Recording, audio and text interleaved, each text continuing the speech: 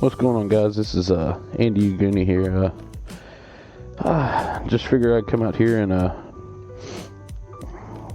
ride all the way down here, 45 minutes to Summerville, Georgia to start a video. We are in the North Georgia mountains, by the way. You can see, funny story, one of the state of Georgia's most dangerous prisons is just right over that tree line. But anyway, this is my 2017 KTM 390 Duke. I figured just start a video in case anybody was looking to get into motorcycling or was already into motorcycling and was considering this bike. We'll try and keep it short and sweet, but I'll give you pros and cons and what I have learned the hard way, which is not much, but you know, it's a really good bike. But yeah, got the white fairing that I put on there myself because the bike was normally, when I bought it, the orange. Get used to orange because everything is orange.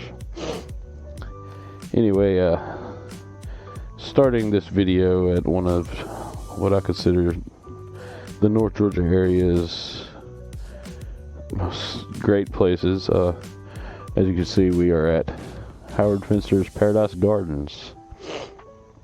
An amazing artist if you're into folk art. But anyway, back to the bike. Let's get on the road here and see what we can get going. Okay, so KTM 390 Duke. It's a single cylinder engine. As you can see, the fans are kicked on. That's gonna be talked about in a minute. What can I say about the bike? Let's start off with the pros, but first let's enjoy this outside view of Paradise Gardens. Really cool place. It's currently under construction, but yeah, there's the church tower or whatever you want to call it. There is a place. It was either in the bottom of the church tower. I cannot really remember. Maybe the green room back. No, that's a garage. Could have been right there for all I know. But REM shot their first music video here. Radio Friendly Europe. So if you want, you can look that one up on YouTube, and yeah, it's pretty cool.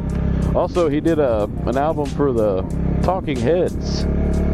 I cannot remember the name of the album off the top of my mind, but just yeah, just again, get on Google and just Google Talking Heads albums. You can't miss it. It's Atlas. He's holding the globe on his back. But anyway, back to the KTM 390 Duke. I just figured I'd give you a little North Georgia history if you're not from here. Oh, yay, traffic. Am I about to pull out? No, I'm not. The local sheriff's department has decided to start buying pickup trucks so that they could sneak up on you and you will not know it. There's this little curvy road up here I'm going to hit up. Okay. 2017 model KTM 390 Duke. Pros. You got a TFT dash, which is really cool. You can toggle through all the information you need to know. You can set this side right here. I got it just the basics so I could see, because once you get too much stuff on there, it's hard to focus. But I have my battery voltage to where it shows me that. I have fuel range set, an odometer. I have to have the date on there because I work a weird shift and I never know what day it is, so I have that set. And just to kind of get an idea of the gas mileage that I get on the bike, I have my average average speed set up on it. So it shows me that I average 38 miles per hour. But yeah, that's pretty cool. You can do all kinds of things with this. It's got this little control setting, and you can toggle through it for the most part as you're riding. But you go messing with the features and stuff like what I'm about to tell you about, you actually have to stop, and the bike can't be in motion. It has full ABS, so if you're a beginner rider, or hell, if you're just a rider that likes having ABS as a thing, that is one of the nifty features. But you know, in 2017 it was a nifty feature. Now almost every motorcycle has that option. But when I bought this bike a year and a half ago, that's one of the actual main reasons why I bought it. It has a thing called Supermoto mode, which is pretty cool. You can turn the ABS off on the rear tire if you you know, want to pop wheelies, or whoa, a dog. Yeah, what's up, buddy? As you can see, it went blacked out. That's pretty cool too. When you're riding at night, it adjusts so that it ain't blasting you with light. But yeah, it's got Supermoto mode, and it cuts the ABS off the back tires. If you rode in any mountain situation, well, curvy mountains where motorcycles usually go. We like to go to Fort Mountain, me and a buddy of mine and his friends. But you'll see Supermoto riders, and they just tear it up. I mean, they drift sideways around the corners. They'll lean so far, and it's just sick. But yeah, you can.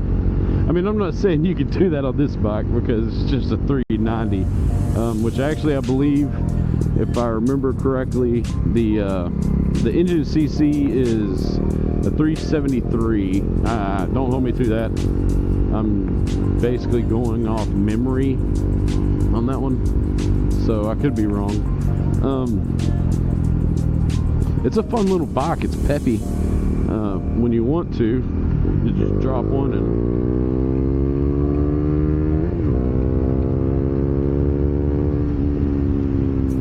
and it'll get it. And one cool thing is it's a naked bike, so I don't know, this could be a false statement, but it's just my understanding that most naked bikes are more torquey instead of set up for speed. So at least the bikes that I know of, like your MT-07s, I guess the SV650, I don't know on that bike. I'm assuming. It's a fun little bike. I can't say that enough. You will show up at places, and if you get your famous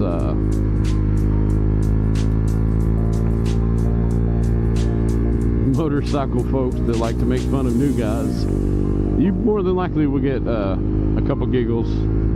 But at the end of the day, just tell them to shut up and ride your ride, man. I mean, I love the bike. I don't really care what they say.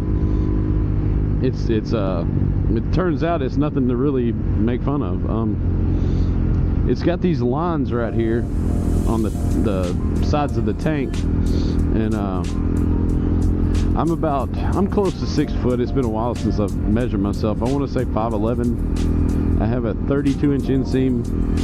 When I'm really not in position to stop and put feet down, but just to show you, but when I'm at a red light, I can put my feet fully to the ground. So if that's your height, then you should be able to perform that. I can't speak for anybody shorter, but I do have one friend that I met on a forum. His name's James. I do believe he told me he could put his foot down, but I don't remember him telling me his height. So, but it's just weird when you meet somebody local on a forum. Anyway, there's some pros. If I could think of any more as I ride, I'll tell you. But I'm going to get into the cons. And most of them are not really to do with this bike as opposed to just the KTM 390 surroundings. You know, like in my area, I'm lucky. I'm surrounded by KTM dealers. I bought the bike in Roswell at Mountain Motorsports, so I have a tendency to take it there to get it worked on and serviced. You have to get it serviced. That's I guess a con. I don't know. I mean, if you want your bike to run right, I guess it's not a con, but it has intervals, and I am currently at 1,600 miles on this bike, which you know, you might say, oh, you've had it a year and a half and you only have 1,600 miles on it. Yes, I have a family. I have a wife and kids, so I spend most of my day doing what I love best, and that's hanging out with my family. But when I do ride, it's fun. I get out as, you know, much as I can. Also, it helps having a wife that's cool with you riding. So here's back to the cons. Any video that I've ever looked up, if I've had some slight issue, or I put one of the Puig windshields on, and for the most part, every video I've found is either in Dutch. I say Dutch because I don't know if it's Austrian or German. I'm not gonna lie, I'm a little ignorant when it comes to foreign languages. I don't know if they're, I would assume that this is the same language, but I'm gonna say Dutch instead of Austrian and German, because that's where the bike is designed, and that's where KTM is. But the bike is manufactured in India, so most of the videos you find on this bike, whether it's mechanical videos on how-tos, or even something so simple as installing a Puig windshield, which you see I do not have on the bike because I hate it, but I kept the brackets in case I need it for cameras or anything like that as I ride. The videos are in India, so the videos usually like kind of drag you in, and the video will start in like maybe 5, 10, 15 seconds of English, and then next thing you know, you can't comprehend it. So if you speak English, maybe have a person around, if you know one that speaks Indian, to help translate. But for the most part, it's iffy. I kind of try and watch them just to get a gist of what they're doing. Like I'm going to install some frame sliders, and I know the basics of how to install them. When I watched a video on this bike,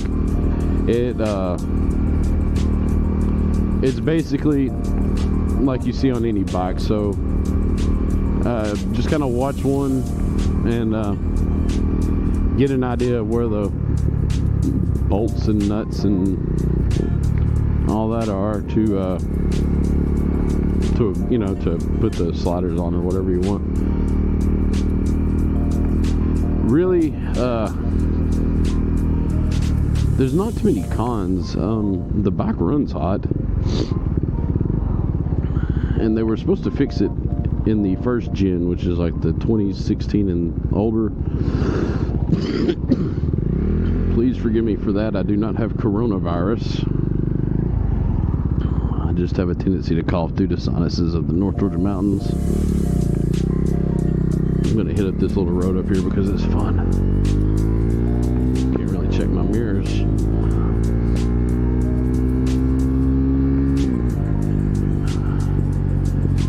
Okay, let's just gun it and run it. Maybe we'll, oh golly, here they come. Okay. Cons. Yet again, the bike tends to run hot, and when I say hot, maybe it's normal. The fans are constantly running. You can't really hear them now from all the Andy Uguni talkage.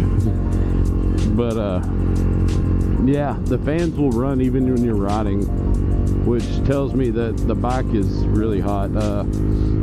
It doesn't give you, and this is another one of the cons, it doesn't give you an exact number of how hot your engine is running. Now maybe it's in the settings to the side, I do not know. I really haven't looked, and I probably should have. But whoa, oh, the rattlesnake. Somebody hit a rattlesnake in the middle of the road. North Georgia problems. But yeah, that's definitely a con, but it can be fixed. There's a thing that I've read into called a SPAL fan, or a SPAN fan. I want to say it's a SPAL fan, and you can do an install of it. And I've also been told on numerous Facebook groups on the bike that you can flush the radiant coolant or antifreeze, however you know it in your country, and put engine ice in there, and that would help.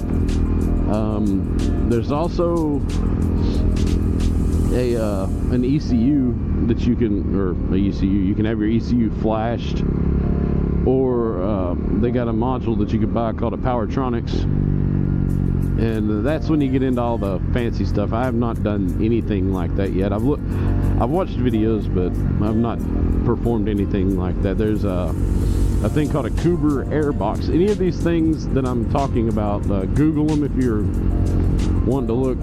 If you have a 390, you probably already know about this stuff, but if you're wanting to see any of this, you can Google it. I'll try and watch the video when I edit it and see what I mentioned, and put a link to all the stuff that I speak of, so that it's easy for you to just check out and see roundabout how much it would cost to install the stuff if you do it yourself. Now if you take it to a dealership, it's going to be an arm and a leg. The tire size on the front, you have a 110. It's a 17-inch wheel, so there's yet another thing. It's really good for cornering because it's thin. The rear tire is a 150 and also a 17-inch wheel, so you'll be able to get an idea of cost of maintenance, which really I haven't had a lot of issues with,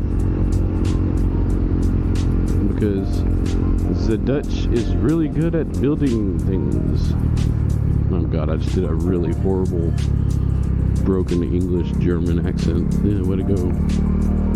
Be an idiot on your video, Andy. You go, oh, because you're stupid. But anyway, pros. Go back to the pros. This thing is fun. I cannot mention that enough. It is fun. I've been told by many owners of these bikes that they have made their way up to R6s and R1s, and just got tired of the 200-mile-an-hour Gixxer bro thing, or the R1 bro, and they just wanted something to ride just to have fun. Well, this is the good part of the road, by the way. Just wanted to have something to ride, and something fun and nimble. I'll show you. You see, you can just flick this thing around. I'll give you what I can remember to possibly be the exact weight of the bike. I want to say it's around 360. I could be wrong. And that's wet. Ooh, gravel. Good thing I didn't try and do anything stupid on this road. That's a whatever. It's a 360, 370-ish, something like that. Wet. Which is kind of cool because most people, when they decide they want to get into motorcycles, you always hear it, and I've heard it numerous times. I started on dirt bikes and I'm looking to get on the street. That's where I came from. So when it comes to that perspective with this bike, it is great, because this bike, just in general, you're set up to to ride that way. You're set up straight. I'm not in like any kind of attack position. I have mid controls, so my feet, other than the fact that they set with my knees into the side of the gas tank or fairing that covers the gas tank, other than that fact, the bike you're setting up straight, which is pretty cool because that's what I'm used to. So that kind of helped me just jump on the bike and get to it.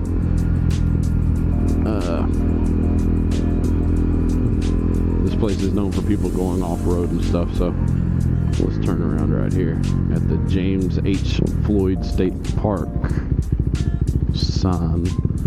Maybe we won't get anybody.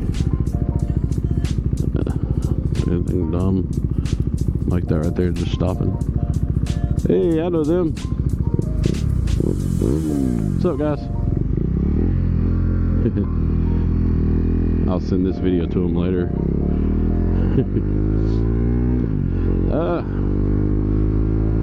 I can't really think of anything else because it's a good bike, you know. If you're looking to get into riding a KTM 390, the technology's kind of caught up on other bikes. So if you're watching this review or any other review and you think the tech's cool, other bikes have that now because we're in the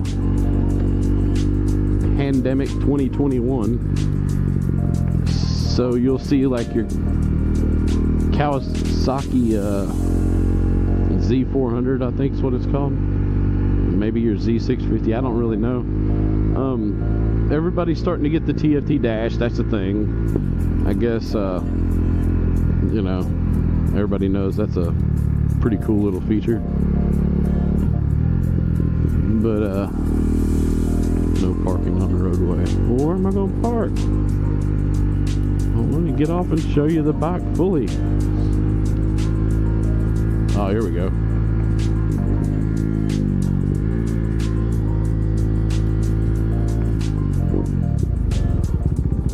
Let's do it right here. Ooh, don't go down the boat ramp there, Andy.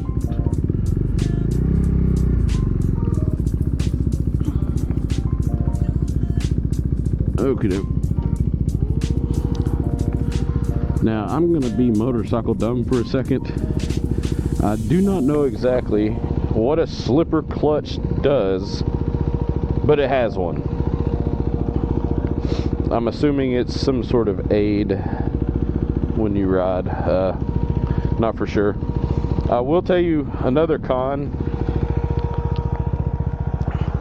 and I've been told you can adjust it. I haven't got around to it yet, but this brake lever right here is freaking mashed potatoes. You really got to feel for it to find it. It's not bad, but it's bad enough for me to notice. The as you can see, the fan, you hear it is constantly running. Another thing that I've been told, and like I said, I'll try and put it in the description, or in the description of the video, is there is a radiator cap called a rad radiator cap. I'm told if you put that on there, it helps build up more PSI, so the bike tends to run better. I'll do a video on my exhaust. That's a Delcovic. I suggest that exhaust on this bike, but only because of the price.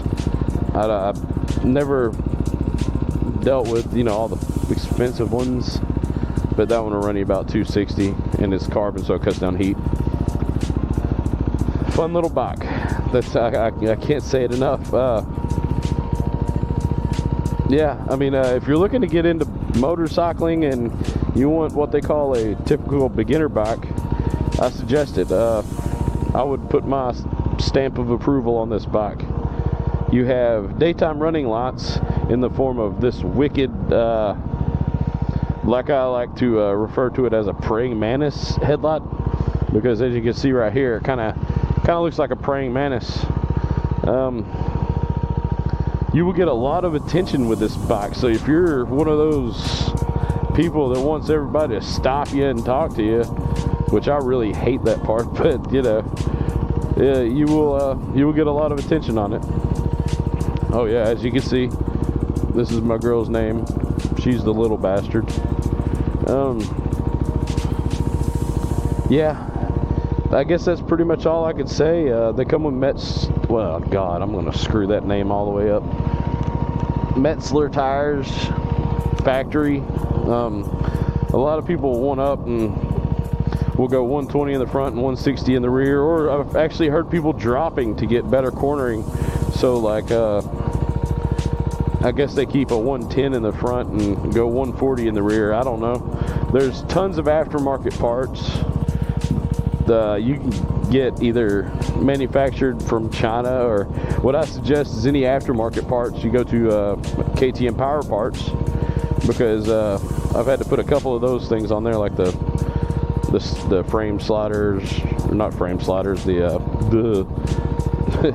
the front and the front axle sliders, and the swing arm sliders. That's the word I'm looking for. God, show that you're ADD, Andy. Anyway, really hope you enjoyed the video. I really hope it helps. Every video I have to say that I really hate saying like and subscribe. Here comes a Georgia Ranger. I really hate saying like and subscribe, but you know, it helps me out. It helps me put out any video that you know, that I can see that people are paying attention the more you do it. So if you could help me out with that, that'd be great. Yeah, KTM Duke 390. Really hope I helped you out. All right, peace out. Have a good day.